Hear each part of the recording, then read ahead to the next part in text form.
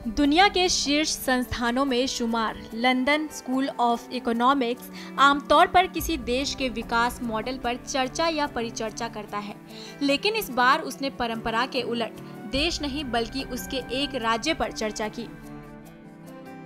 ये चर्चा आधारित थी भारत के राज्य बिहार के विकास मॉडल पर। आमतौर पर बिहार को बीमारू और पिछड़े राज्य के तौर पर जाना जाता है, लेकिन नीतीश कुमार की सरकार आने के बाद से राज्य की तस्वीर में विकास शब्द जुड़ गया है।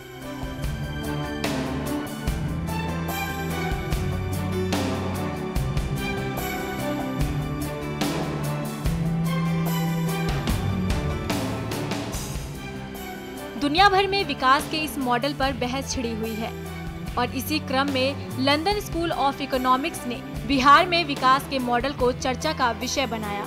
चर्चा के केंद्र में the new Bihar rekindling governance and development पुस्तक रही। इसे लिखा है लॉर्ड निकोलस और राज्यसभा सांसद NK सिंह ने। चर्चा के दौरान शामिल पैनलिस्टों में ब्रिटिश मंत्री Danny Alexander, lord Stern, lord Karan Bilimoria, भारतीय उच्चायुक्त रंजन मथाई और सोहेल सेठ शामिल रहे। पैनलिस्टों का मानना था कि बिहार मॉडल न सिर्फ पूरे भारत के लिए कारगर हो सकता है, बल्कि लैटिन अमेरिका और अफ्रीका के विकासशील देशों के विकास में भी सहायक साबित होगा। ब्रिटिश मंत्री डैनी अलेक्जेंडर अपने बिहार दौरे को याद करते हुए कहा कि वे मुरीद हैं बिहार की विकास मॉडल की और वे चाहते हैं कि इसमें ब्रिटेन की भागीदारी जारी रहनी चाहिए। साथ ही ये भी कहा कि बिहार का राइट टू सर्विस एक्ट बहुत ही प्रभावी तरीके से लोगों की समस्याओं को सुलझाने में कारगर हथियार साबित हो रहा है और गांव में भ्रष्टाचार में कमी लाने में सफल रहा है।